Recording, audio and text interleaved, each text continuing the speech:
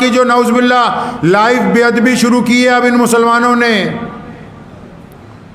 چپ ہیں، چنگے مولوی چپ ہے۔ 3 دن میں کون سا قرآن ضروری ہے تراویحوں میں ختم کرنا؟ حدیث پاک میں تو آیا کہ پورے رمضان نماز تراویح میں قرآن پاک سنا جانا چاہیے، تو یہ 3 دن میں باقی انہوں نے 27 دن کہاں جانا ہے جی؟ اور 3 دن میں جو نالائق لوگ انتظام کرتے ہیں، اللہ کے غضب کو پکارتے رمضان کے مہینے میں، آپ ان کی حالت دیکھ لیجئے جا کے۔ امام نیت باندھتا ہے، یہ نعوذ باللہ باہر بیٹھ کے بیڑیاں پھونک رہے ہوتے ہیں۔ وہ جب 1 گھنٹے بعد کہتا ہے اللہ اکبر رکوع میں، تو دوڑ کے سارے جا کے نیت باندھ لیتے ہیں۔ ایسے بدماشوں کے چھترول پھرنی چاہیے۔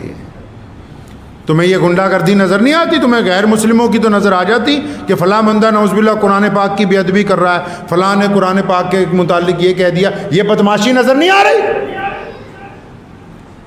یہ جو 3 دن میں 11 دن میں قرآن پاک کی بے ادبی کر رہے ہیں، یہ گنڈے نظر نہیں آ رہے؟ ساری کی ساری مسجد باہر سڑک پر پھر رہی ہے، 3 صفیں کھڑی ہیں، امام سنا رہا ہے، 3 دن میں قرآن ختم ہونا ہے جی، حافظ ریل آئے ہوئے ہیں جی، اللہ اکبر۔ پوچھا نہیں کبھی حضور اکرم صلی اللہ علیہ وسلم سے بھی یہ جو تماش بینی ہو رہی ہے اسلام میں، یہ اس لیے بنائی ہے مسجد؟ ہمارے یہاں بھی شہر میں ایک ہے، انہوں نے شروع کیا جی 3 دن میں قرآن پڑھنا۔ بھائی جانا کہاں ہے باقی کے 27 دن؟ کیا باقی کے 27 دن تراویحیں معاف ہو گئی ہیں؟ اور یہ 3 دن کا قرآن ہے کہ بعد میں پیچھے کھڑے ہو کے تم بدماشی کرتے رہو اور رکوع کو وقت آ کے نیت باندھ لو۔ پھر یہ پوچھتے ہیں کہ مصیبت کیوں آئی؟ قرآن پاک کے ساتھ نعوذ باللہ گستاخی کر کے پھر جا کے پیر جی کو پوچھیں گے جی پیر جی گھر میں بڑی پریشانی ہے، کیوں آئی؟ تو کر کیا رہا ہے یہاں رمضان میں؟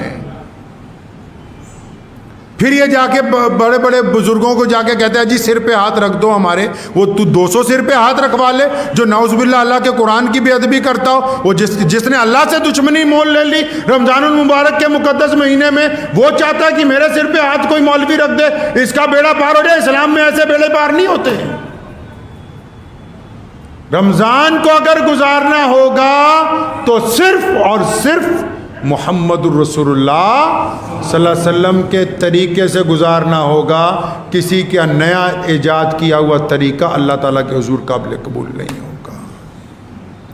کان کھول کے سن لیں وہ لوگ جو چاہتے ہیں کہ رمضان کو ہم اپنے طریقے سے گزاریں گے۔ نہیں، رسول اللہ کا حکم ہے کہ نماز میں آخری پہر میں رات کے نماز پڑھو جو تراویح کی نمازیں ہیں۔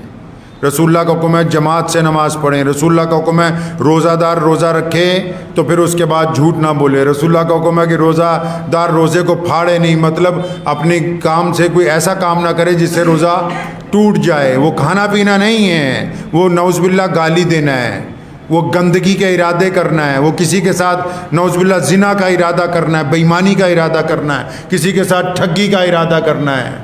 تو رمضان کس کے طریقے سے گزارنا ہے بھائی؟